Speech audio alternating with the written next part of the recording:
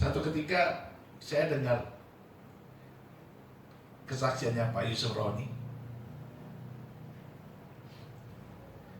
Pak Yusuf Roni waktu di penjara, itu kan sebelum di penjara dia ditangkap lalu diperiksa oleh polisi. Kan sudah beredar kemana-mana itu kesaksiannya dia bahwa dia bertobat karena dia membaca Alkitab. Dia membandingkan kitab suci Kristen dengan kitab suci Islam, agama dia yang lama. Gara-gara melakukan perbandingan agama, perbandingan Alkitab dan Al-Quran, dia bertobat. Dia lebar. Padahal dia dulu sangat antikris, sangat antikristus. Nah, saya dengar itu waktu dia ditanya oleh si polisinya tuh, resersenya bilang, ayat mana di Alkitab yang membuat bapakmu menjadi Kristen? Dia buka ayatnya, dia tunjukkan.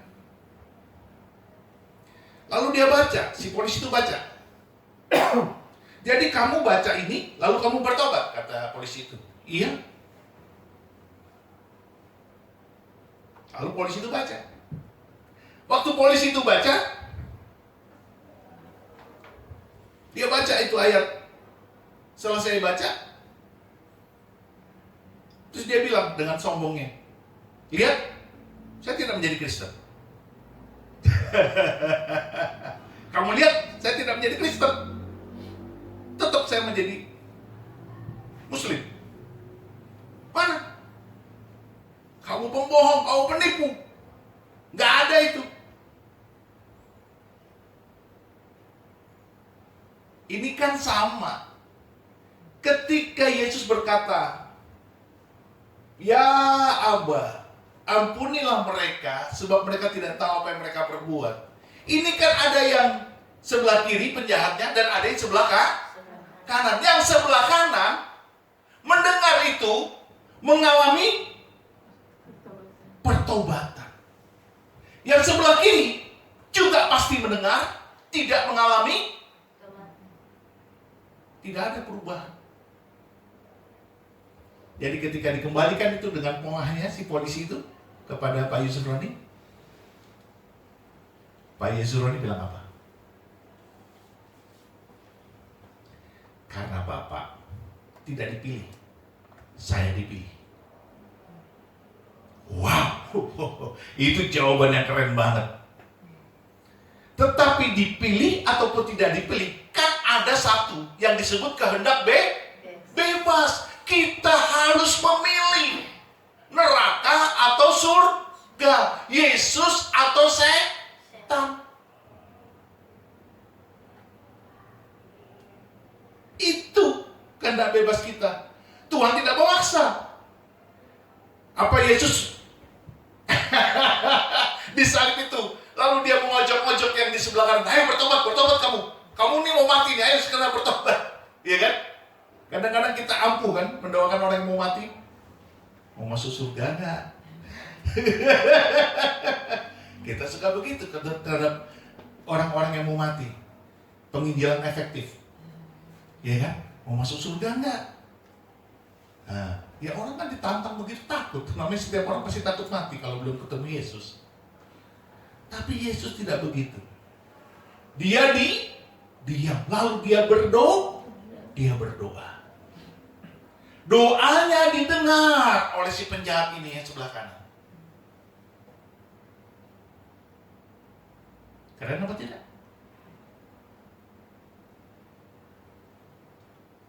Bapa, ampunilah mereka sebab mereka tidak tahu. God, itu dalam banget. Itu menggambarkan Allah yang mengasihi, Allah yang mengampuni, Allah yang memberikan Allah yang sangat humble, Allah yang sangat lembut. Wow. Kita harus bertobat, saudara. sering mendengar Tuhan berkata, Tuhan bersabda, Tuhan berbicara, kita masih lambat beriman. Masih dipikir-pikir, masih direnung-renung, masih lama. Tidak langsung dan amin. Aku pegang, aku aminkan, aku pegang sampai aku mati. Aku akan setia dan aku akan percaya. Dan aku akan melakukan kehendak Allah.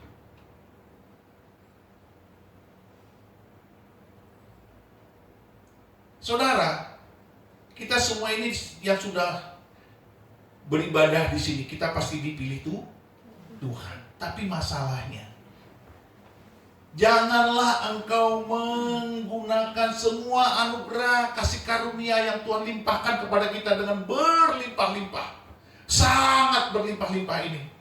Dengan semena-mena, dengan tidak mudah berkata amin. Harusnya mudah berkata amin. Harusnya mudah percaya. Harusnya mudah, yes aku percaya. Yes aku berapi-api. Yes aku semangat. Yes Tuhan, tidak ada yang tidak mungkin bagimu. Tidak ada yang tidak mungkin bagiku yang percaya. Iya apa tidak?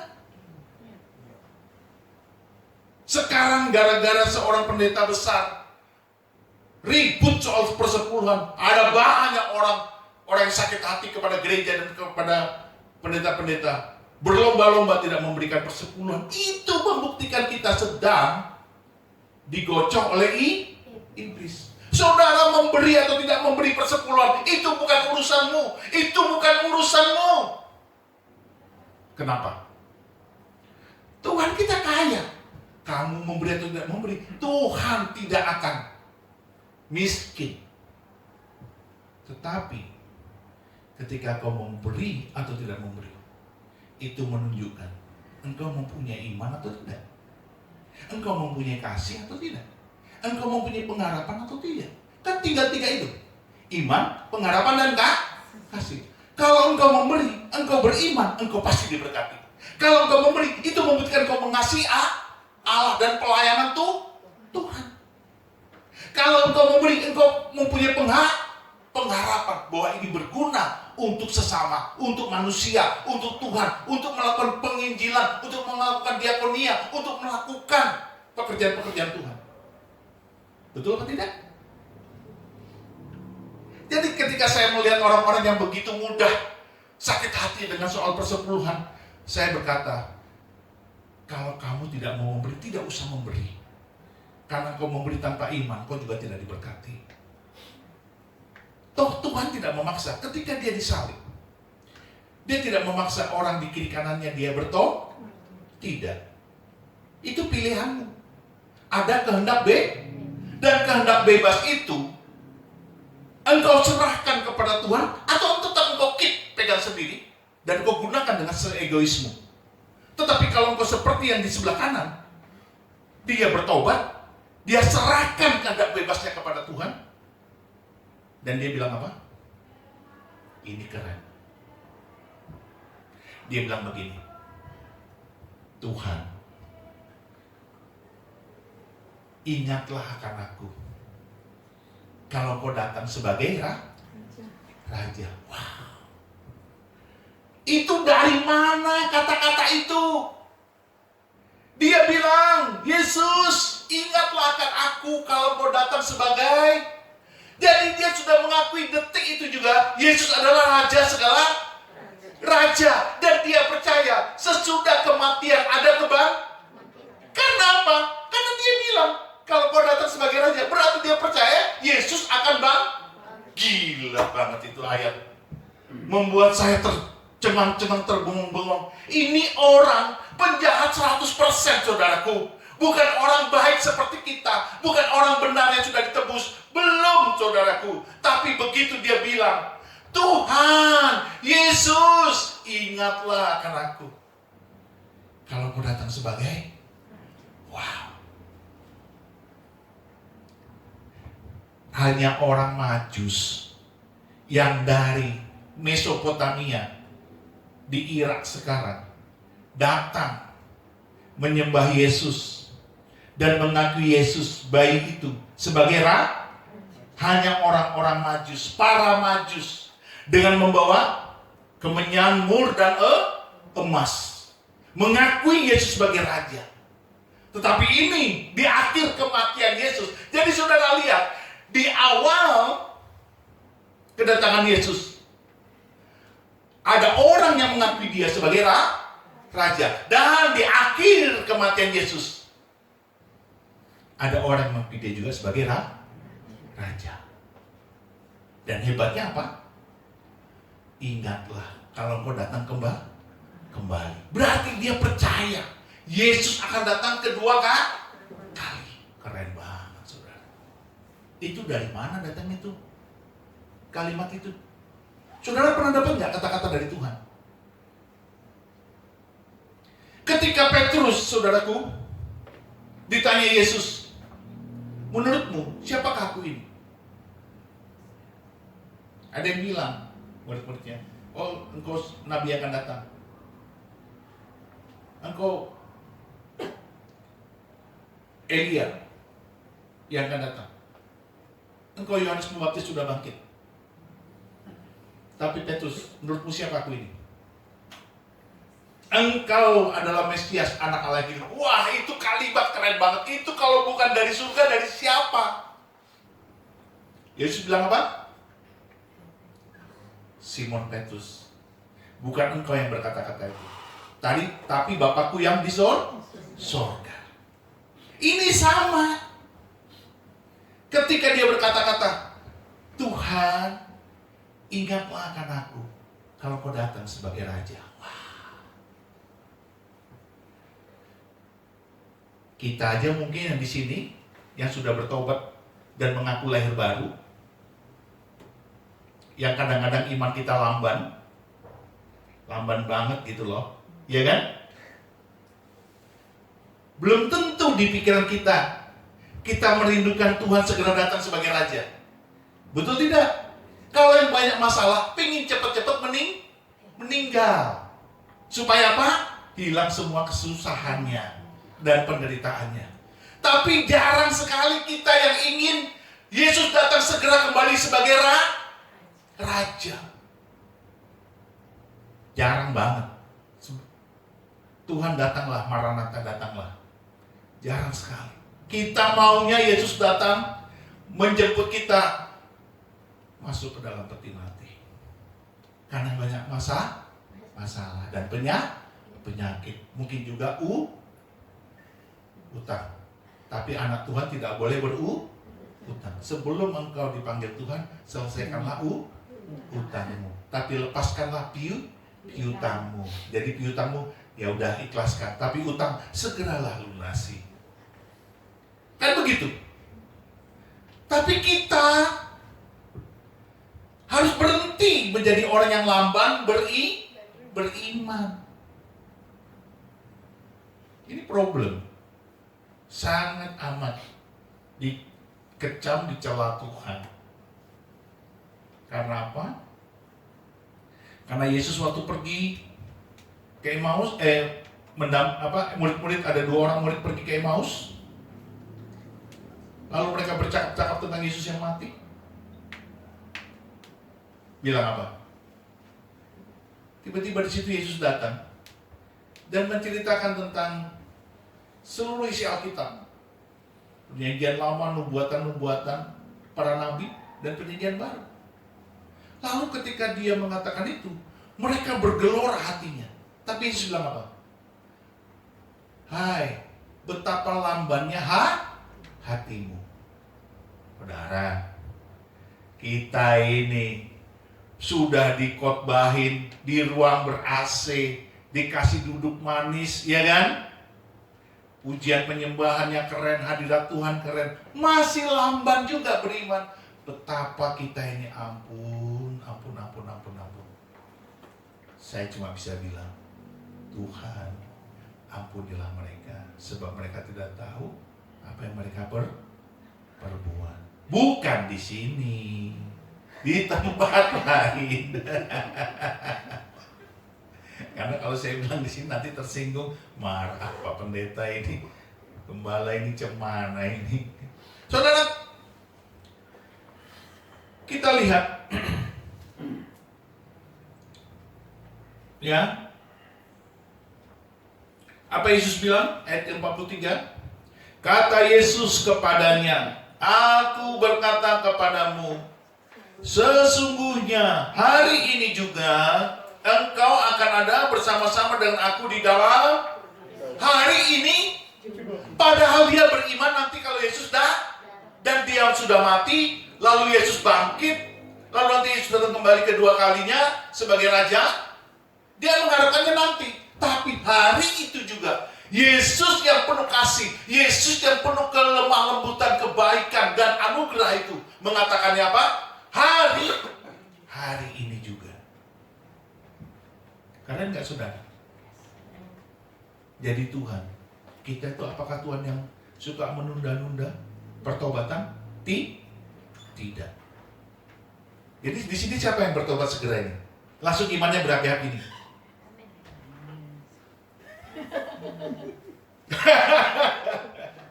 Begini, dia manja, malah ngeliatin saya. Kok saya yang diliatin? Ngapain? Harus segera menjawab wah, aminnya pun lama sekali.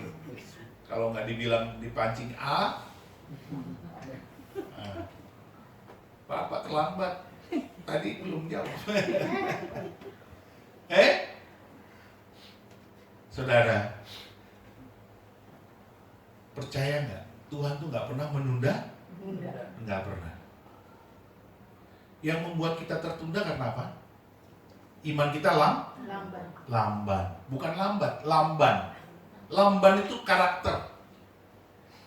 Lamban itu kalau kata karakternya itu sifat. Sifat lamban, artinya mengerjakan apa-apa lambat, mengerjakan apa-apa suka di-delay, suka ditunda, suka nanti, besok, iya tapi nggak dikerjakan. Itu lamban. Lamban itu sifat karakter. Tuhan nggak mau seperti itu.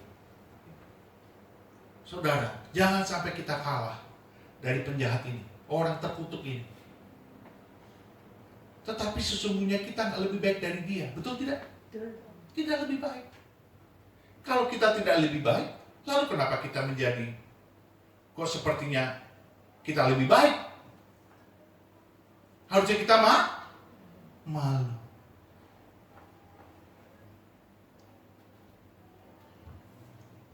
Kita buka kitab Yohanes, saudara. Ya. Haleluya. Yohanes 6 ayat yang ke-40. Demikianlah firman Tuhan.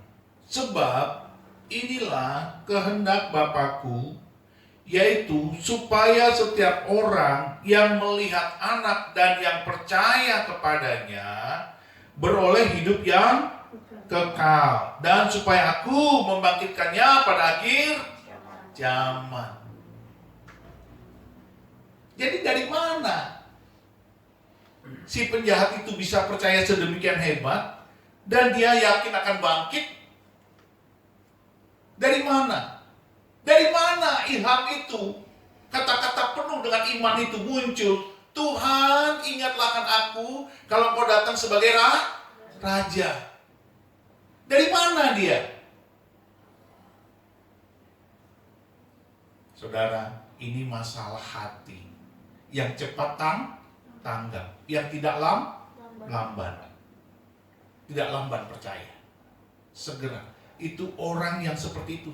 Tuhan juga meresponnya cepat. Kalau saudara merespon iman perkataan Tuhan dengan lamban, tetapi Tuhan kita tidak begitu.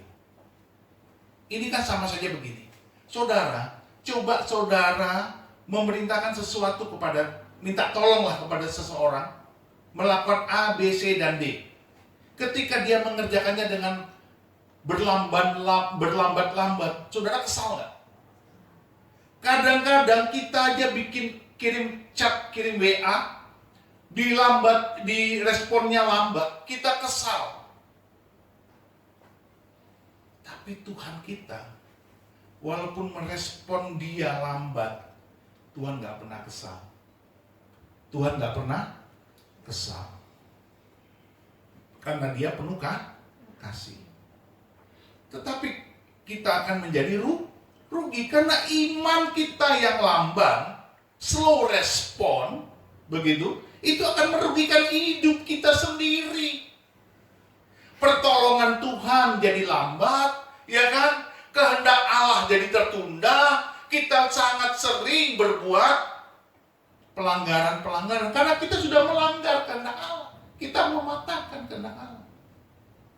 Sementara Yesus maunya segeralah dikerjakan apa yang dia perintahkan. Tiba-tiba kita menjadi orang yang cepat sekali mematahkan kehendak Allah dan kita tidak menyadari itu dosa. Ketika Matius 7 ayat 21 berkata, bukan orang yang berseru-seru Tuhan, Tuhan akan masuk dalam kerajaan Allah, tetapi mereka yang melakukan kehendak Bapakku yang di sorga, kehendak Bapa. Jadi slow respon terhadap firman Tuhan itu juga mematahkan kehendak Bapa. Karena kau sendiri akan rugi. Ya. Kita lihat ayat ke-44, Yohanes 6 itu. Demikian firman Tuhan. Tidak ada seorang pun yang dapat datang kepadaku jikalau ia tidak ditarik oleh Bapa yang mengutus aku, dan ia akan kubangkitkan pada akhir zaman. Saudara lihat, kita semua orang-orang terpilih, berarti kita ditarik oleh Allah untuk menjadi percaya. Tidak ada seorang pun yang dapat datang kepadaku jikalau ia tidak ditarik oleh Bapa yang mengutus aku, dan ia akan kubangkitkan pada akhir zaman. Jadi kita ini ditarik oleh Tuhan. Kita sudah dipilih. Persoalannya sekarang ketika kita sudah dipilih, kita sering slow respon. Coba kalau kita berapi-api dari dulu, nggak slow respon, saya yakin kita menjadi pribadi yang keren. Sangat kehendak Allah akan selalu terjadi. Sekarang lucunya, kita sudah banyak menderita karena slow respon. Begitu lambannya kita beriman, begitu lambannya kita percaya, kita masih saja tidak berubah, segera bertobat. Ini challenge buat saudara dan saya, supaya kita berhenti menjadi lamban dalam beriman dan percaya. Berhenti. Saudara, saya kasih kesaksian saya. Ketika saya di Jayapura, saudara tahu nggak gampang loh baca Alkitab pertama kali. Saya nggak pernah baca Alkitab, never and never. Jadi ketika saya dengan bulat hati bilang dalam diri saya akan membaca Alkitab, saya harus bertanggung jawab terhadap hidup saya dengan keimanan saya, dengan iman saya. Jadi saya harus baca Alkitab. Saya nggak pernah baca Alkitab. Jadi bayangkan saudaraku, begitu susahnya saya baca Alkitab. Sangat susah. Kalau berdoa sudah biasa, tapi baca Alkitab menjelang tidur itu penuh perjuangan. Hampir semua orang rata-rata kalau mau baca Alkitab, saya selalu dengar, pasti ngantuk. Jadi, Alkitab menjadi obat tidur yang ampuh. Saya sering sekali mendengar itu. Dan itu terbukti. Waktu saya baca Alkitab, saya nggak ngerti, saya malah pusing. Mau tidur saya baca, saya nggak ngerti. Bangun tidur apalagi, masih ngantuk. Walaupun sudah cuci muka. Kan kalau berdoa lebih gampang. 3-4 menit, ya kan? Apalagi doa Bapa kami, cepat sekali. Ya kan? Bangun tidur Bapa kami, mau tidur Bapa kami yang di sorga, dikuduskanlah nama. Bukan begitu. kita yang orang-orang yang belum lahir baru bertobat kan gitu, doanya Bapa kami dulu. Mau bangun tidur Bapa kami, mau tidur Bapa kami. Nah itu saya, itu gampang itu. Tapi begitu baca Alkitab, itu beratnya bukan main saudara. Saudara tahu? Saya tidak pernah menyerah. Nah itu yang diperhitungkan Tuhan. Itu yang diperhitungkan Tuhan. Maka saya mengerti, bukan hanya berhari-hari saudara, berminggu-minggu, berbulan-bulan saya nggak ngerti Alkitab. Tapi saya baca semua. Malam perjanjian baru, mau tidur. Pagi bangun tidur perjanjian lama. Jadi itu supaya sama-sama berakhirnya. Jadi saya bisa mengerti, oh di perjanjian lama Tuhan bicara begini, nyambung ke perjanjian baru begini. Oh saya jadi utuh mengerti itu. Cerita tentang Tuhan. Dan iman saya luar biasa. Tapi itu nggak semudah itu saudara, no. Itu berbulan-bulan, mungkin udah 6 bulan kemudian baru saya bisa mengerti. Dan disitulah Tuhan mulai menjamah saya. Hadirat Tuhan turun dengan derasnya. Karena dia melihat seorang anak muda yang begitu bego, begitu lugu, begitu culun, ingin sungguh-sungguh membaca Alkitab. Tuhan datang dan menjamah dia. Saya menangis-nangis dalam kamar tidur saya ketika saya membaca Alkitab. Awal mulanya berat sekali saudara. Bahkan pusing kepala saya. Karena masih ada roh lain dalam diri saya. Dan ketika saya mengalami kelepasan demi kelepasan, jamahan demi jamahan Tuhan, itu saya baru merasakan nikmatnya merenungkan firman Tuhan. Tidak usah diperintah, tidak usah disuruh. Maka saya tidak heran kalau Tuhan sangat menolong hidup saya, sangat membela saya, sangat menopang saya, sangat membackup saya. Ada banyak peristiwa-peristiwa heran dan ajaib yang saya alami. Pertolongan-pertolongan Tuhan. Ketika saya lagi down, ketika saya lagi dalam ketakutan dan sebagainya, Tuhan sangat tolong saya. Tuhan angkat saya tinggi-tinggi.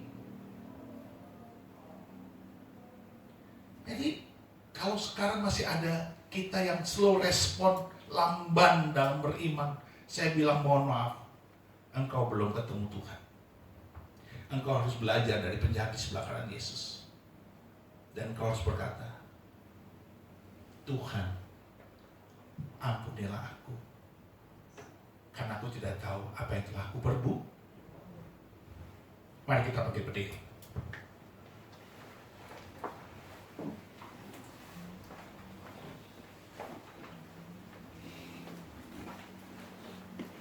Tuhan, ku percaya kuasa-Mu sempurna saat ku berdoa. Kuasa-Mu bekerja. Masing-masing kita, saudaraku, berdoalah. Minta pertolongan Tuhan untuk dapat belajar dari sang penjahat yang bertobat ini, supaya kita tidak menjadi slow respon dalam beriman. Kita tetap semangat berkata iya dan amin dan bergairah berapi-api di dalam Tuhan, di dalam hidup kita sampai pada kesudahannya. Sudah terlalu lama kita slow respon, sudah terlalu lama kita berlamban ria. Sudah terlalu lama kita di dalam Tuhan, tetapi kita tidak bertumbuh dengan hebat, dengan heran, dengan ajaib, dengan sangat powerful. Pengurapan Tuhan sudah diberikan. Jesus, Tuhan, kasihanilah kami. Ampunilah kami ya Tuhan. Sebab kami tidak tahu ya apa yang kami perbuat. Yesus, kasihanilah kami ya Tuhan.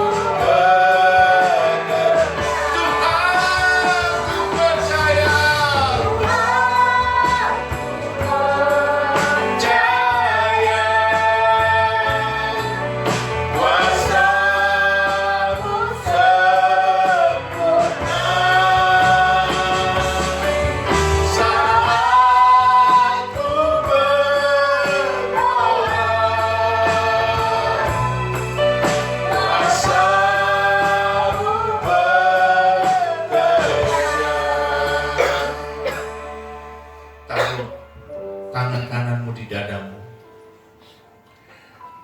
Dan mari kita berdoa.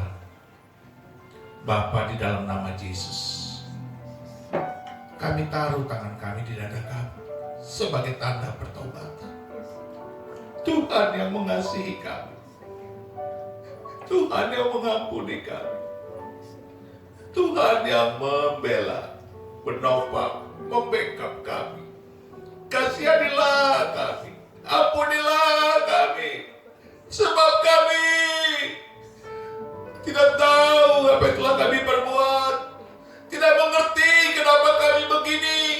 Tuhan, lembutkanlah hati kami, buatlah kami bertobat, rendah hati, dan menyadari kesalahan pelanggaran kami, supaya kami tidak lamban dalam beriman, dalam percaya kepadamu, supaya kami menyenangkan hati Bapa, supaya kami melakukan kehendak-Mu, ya Allah.